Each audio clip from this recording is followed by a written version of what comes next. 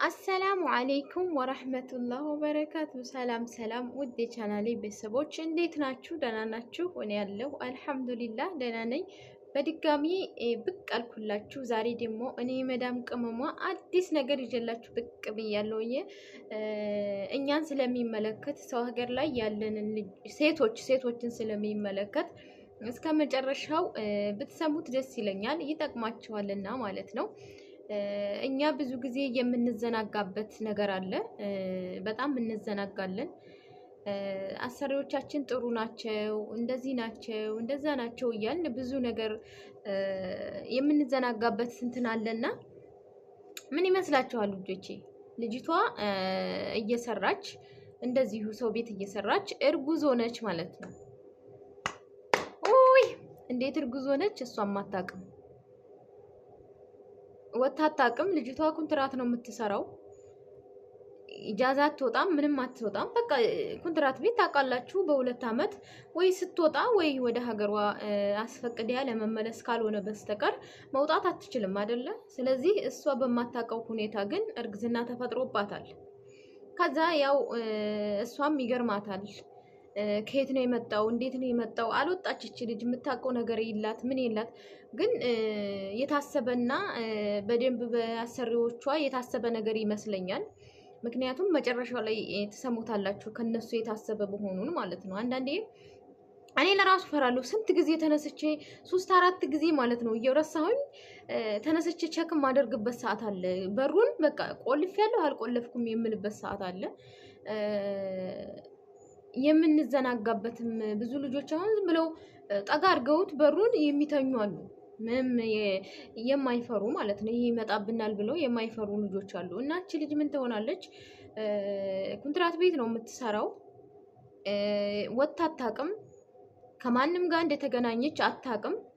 ግን እርግዝና ተፈጠረባት ማለት ነው። እርግዝና ሲፈጠርባት ያው ሆዷ ሲገፋ ላሰሪዋ ትነግራለች። አሰሪዋ ትጮህባታለች ምናምን። እንደገና በፖሊስም ለማስያዝ ትሞክራለች፣ ግን አልሆነም፣ ትተዋታለች። ከዛ በኋላ ፈቃደኛ ትሆንና ከባልየዋ ጋር እቺ አሰሪዋ ማለት ነው ከባሏ ጋር ምናምን ትነጋገርና እንደገና ታዩ ችግር የለውም ምንም ችግር የለውም በቃ ከቤቴ ተቀመጪ ትላታለች ማለት ነው። እቺ ልጅ ያው እየሰራችም 9 ወሯ ቀኗ እስከሚደርስ እስከ መውለጃዋ ሰዓት እስከሚደርስ ድረስ ቤታቸው ትቀመጣለች ማለት ነው። ችግር የለውም ተቀመጫለች። እቺ ልጅ ያው ተደናግራለች። እንዴት እንደመጣ እንዴት እንደሆነ ምንም የምታውቀው ነገር የለም ማለት ነው።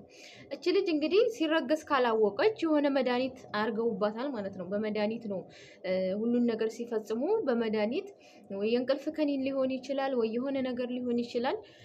አታውቅም ማለት ነው እንጂ ወይ ከቤት ወይ ከውጭ ወይ ማነው ወይ ምንድነው ብላ ልታውቅ ትችል ነበረ። መቼም እንደ ምግብ አይበላም አይደለ? ስለዚህ በዛ ማወቅ ትችል ነበረ። ግን ልጅቱን በማታውቅበት ሁኔታ ነው ያደረጉትና መጨረሻው ምን ሆነ? መውለጃዋ ሰዓት ደረሰ። ያው ወደ ሐኪም ቤት ይዘዋት ሄዱ። ወለደች። ከዛ ከወለደች በኋላ ስም ድረስ አዘጋጅተውላታል ማለት ነው። ስም አዘጋጅተዋል። ይሄ ይሁን እያሉ ልክ እንዲወለዱ አሰሪዎቹ ማለት ነው። እንግዲህ ምን እንደፈለጉ መሀን ናቸው ወይስ መውለድ አይችሉም? ምንድን ነው እንደዚህ ከሰራተኛ ልጅ የፈለጉት ወይስ የሚያደርጉት ነገር አለ? ምንድን ነው? እኔ ግራ ያገባኝ ነገር ማለት ነው። ልጆች የላቸውም ወይስ መሀን ናቸው? ግራ ነው ያጋባኝ። ከሰራተኛ ልጅ የፈለጉበት ይሄን ያህል መንገድ የሄዱበት ምንድን ነው ምክንያቱ? ሚስጥሩስ ምንድን ነው የሚለው ትንሽ ያደናግራልና ከዛ በኋላ ስም ድረስ ባልዮ በቃ ይሄንን ስም አውጥቼለታለሁ፣ አይ ይሄ ስም ይሁንለት፣ ከዛ ልብስም ይሄ ልብስ ይልበስ። እሷ ወለደች። በቃ እናትም አልመሰለቻቸው ማለት ነው። አይከብድም? ስራ ብላ መታ ያልፍልኛል ብላ መታ እንደ አይነት ክስተት ሲፈጸም በጣም ያማል አይደለ? ብዙ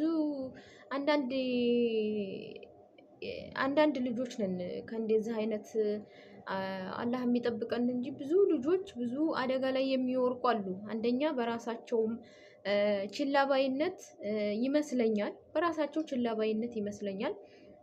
አንዳንዴ ደግሞ ያው በአሰሪዎቻቸው የታቀደና ያሴሩት ነገር ይመስለኛል። በመጨረሻም ግን ልጇን የራሳቸው አደረጉ ማለት ነው። ልጇን ቀምተዋት እያለቀሰች ነው ያለችው። ልጇን ተቀምታ ማለት ነው። እንግዲህ ወልዲያም ተሰቃይታም ብዙ ነገር አይታበት ጭራሽ ልጇንም ቀሟት ማለት ነው። ልጇን እንግዲህ ምን እንደሚያደርጉት አይታወቅም።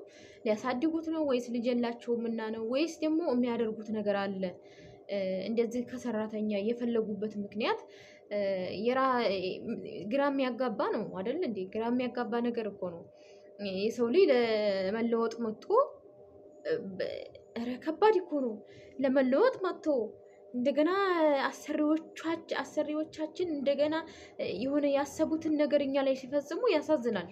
ይሄ ብቻ ሳይሆን ደግሞ ልክ እንደ ደህና ሰው አይ ቤቴ ተቀመጭ ብላ እስከምትወልድ ድረስ ጠብቃ ከወለደች በኋላ ደግሞ አይ ልጅን አንቺ ሄድሽበት ሂጂ ማለት ይሄ በጣም ነው የሚከብደው። ግን ልጅቷ ወደ ህግ ካመለከተች ህግ ያግዛታል ብዬ አስባለሁኝ። ግን ለእናንተ በተለይ አዲስ ለምትመጡ ልጆች እዚህም ያላችሁ የምትዘናጉ አይ ይወዱናል እኮ እንደዚህ ነው እኮ እንደዛ ነው እኮ የምትሉት ነገር አለና ቀኑ እየተገላቢጦሽ ሆኗል።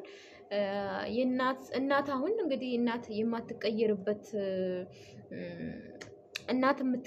ሰዓት ላይ ነው የደረስነው አሁን አይደለ? እናት እንግዲህ አዛኝ የምትባለው ከፈጣሪ በታች እናት ናት አይደለ? ፈጣሪ ለፈጠራቸው ፍጥራን በሙሉ አዛኝ ነው አይደለ? ተፈጣሪ በታች ደግሞ እናት አዛኝ ናት፣ ለወለደችው ልጅ በጣም አዛኝ ናት። ዛሬ ላይ ግን እናት እያዘነች አይደለም፣ እናት ተቀይራለች። እናት ሁለት ልጅ ካላት አንደኛው ብር ካለው አንደኛው ብር ከሌለው ያንን ብር የሌለውን አሰማውም፣ አታከብረውም፣ ምንም አትለውም። ያ ብር ያለውን ነው እንግዲህ አንድ ላይ አንድ አንጀት አስተኝታ በአንድ ወልዳቸው አንዱ ሀብታም አንዱ ድሃ ከሆነ ሀብታሙን ትሰማለች፣ ድሃውን አሰማም ማለት ነው። እናት እንግዲህ ከዚህ በላይ ከተቀየረ ሌላው ሰው እንዴት አይቀየርም ብላችሁ ታምናላችሁ? ስለዚህ ውዶቼ ጥንቃቄ አድርጉ። ስተኙ ባላችሁ አቅም ነቅታችሁ ለመተኛትና በራችሁን ቸክ እያደረጋችሁ መዝጋት አለመዝጋታችሁን እያያችሁ መተኛት አለባችሁ ማለት ነው። ብዙ ሰው መጥፎ ነው ብዬ ሳይሆን ብዙ አሰሪዎች በጣም ጥሩ ሰዎች አሉ። በዛው ልክ ደግሞ መጥፎ ሰዎች ሸር የሚያስቡ እኛ ያላሰብነውን የሚያስቡ ብዙ ስላሉ ጥንቃቄ ማድረግ አለብን እላለሁ። ጥንቃቄ አድርጉ።